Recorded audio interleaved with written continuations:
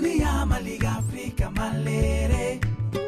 Dunia Maliga Africa enchaînée.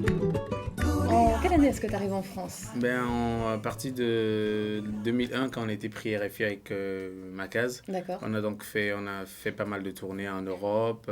On avait un agent ici en France, donc on a fait pas mal de festivals. Et en 2003, on était avec Manu Dibango, on l'a accompagné au festival Nuit d'Afrique au Canada. D'accord. Et en 2005, c'est en 2005 que je décide de partir du groupe pour travailler sur mon disque solo. L'album, il est là. Lehman, ça veut dire miroir. Miroir en langue bassa. Et tout l'album est en bassa. Oui. Comment est-ce que ça t'est venu de faire un projet solo? Est-ce que c'est toi qui, au sein du groupe, ne te sentais plus suffisamment à l'aise pour t'accomplir toi-même en tant que musicien? Est-ce que tu as voulu prendre tes espaces et te dire, voilà, maintenant c'est pour moi? Ou est-ce que ça s'est fait naturellement? Est-ce que... Ça s'est fait naturellement. Bon, je suis resté 10 ans avec Macaz et 10 ans plus tard, on a envie de faire d'autres choses, que je voulais faire vraiment ce qui me parlait. Et c'est la raison pour laquelle je suis parti du groupe. Au Cameroun, les langues officielles, c'est le français et l'anglais. Oui. Aujourd'hui, on sait que dans la musique internationale, qui chante en anglais a peut-être plus de chances de s'expatrier et de faire marcher son album. Pourquoi est-ce que tu as voulu chanter en bassa? Est-ce que c'était peut-être pour rendre hommage à ton enfance, tes premières approches avec la musique? Ou est-ce que c'était un choix dès le début? Comment ça t'est venu de te dire, je vais faire un album en bassa? Ouais, c'est pas courant quand même. En fait, je l'ai fait pour plusieurs raisons. La première raison, c'est qu'au Cameroun, on parle français et anglais. Et que dans 50 ans, à peu près, je pense qu'il y a pas mal de langues qui vont disparaître. Qui vont disparaître parce qu'au Cameroun, il y a 260 tribus. 260 tribus. Et la tribu voisine à la mienne, on se comprend pas du tout. Quand on parle, on se comprend pas. Donc, on est obligé de parler soit français, soit anglais. Donc, si j'épouse une fille qui vient d'une tribu voisine, on va parler français, nos enfants vont parler français. Donc, déjà, la langue va se perdre. D'accord. Et aujourd'hui, les enfants de 10 ans au Cameroun, à partir de 10 ans et tout, il y a vraiment une grosse majorité qui parle aucune langue maternelle. Donc, voilà, c'est la première raison. La deuxième raison, c'est qu'étant donné que moi, je suis bassa et que pour moi, ce que je peux mieux proposer aux gens, c'est ce qui fait, c'est qui je suis. Et je suis quelqu'un qui vient d'un endroit bien précis. Et donc, pour mieux exprimer ça, je pense qu'il faut que je l'exprime en ma langue, qui est le bassa. Mais aussi, l'autre raison, c'est que chaque langue apportant grâce aux intonations, quand tu prends une mélodie en français, tu la chantes en français, la même, tu la chantes en bassa, elle va changer grâce aux intonations de ma langue. Ouais. Et donc, j'apporte quelque chose de nouveau. Et voilà, je trouvais intéressant de le faire avec cette langue, car la musique, c'est d'abord l'émotion. C'est vrai. L'album est très frais, très personnel. Il y a des chansons qui sont très touchantes. J'aime beaucoup la quatrième, Lalé, c'est comme ça que ça se prononce. Lal. Ouais. Tu mets un petit mot dans l'album où tu dis que c'est le grand-père qui parle à son petit-fils. C'est vrai que moi je comprends pas les paroles comme je pense beaucoup de personnes, mais chaque intonation, chaque mélodie correspond très bien au petit commentaire que tu fais. Il y en a une qui est très belle aussi, c'est Song Boom, c'est ça, où c'est uniquement de la musique, c'est la guitare, mais t'expliques que c'est le grand-père qui avec son se donne des coups sur les jambes pour chasser les mouches. Et en fait,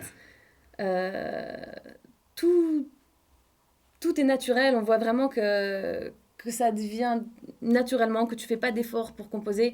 Il y a beaucoup d'artistes qui, en faisant un album, se cherchent, essayent de comprendre pourquoi telle chose. Toi, on sent vraiment que tu t'es trouvé.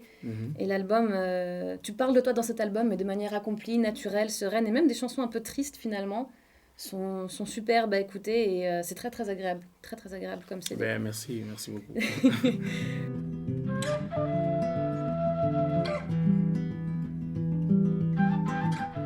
Comment est-ce que ça devient? Est-ce que c'est d'abord une musique, ça part d'un souvenir?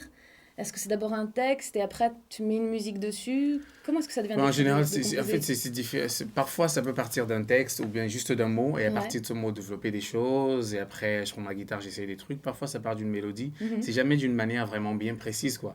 Donc, ça dépend de comment ça vient, étant donné que les inspirations, on peut s'inspirer même d'une image qu'on voit, ou bien d'un souvenir, ou juste d'un mot, ou bien d'un bruit, quoi. Donc, ça peut partir de tout, quoi. Et à ce moment, et après, il nous revient à chacun de pouvoir développer, de le faire comme on le sent. L'album, tu l'as enregistré dans le studio de Salif Keita, qui est quand même un grand monsieur. Comment est-ce que vous vous êtes rencontrés? Mais en fait, j'ai rencontré une partie de l'album au Mofu, au Mali, studio de Salif Keita, parce que c'est en France que j'ai vraiment fait la rencontre et que j'ai découvert les instruments d'Afrique de l'Ouest tels que le ngoni, le kamlingoni, la kora. Et malheureusement, moi étant africain, camerounais, au Mhm. Cameroun, je connais pas ces instruments qui viennent du Mali près de chez moi. Parce que chez nous, on n'écoute pas ces musiques. On connaît pas Salif Keita, on connaît Michael Jackson, on connaît Ouais.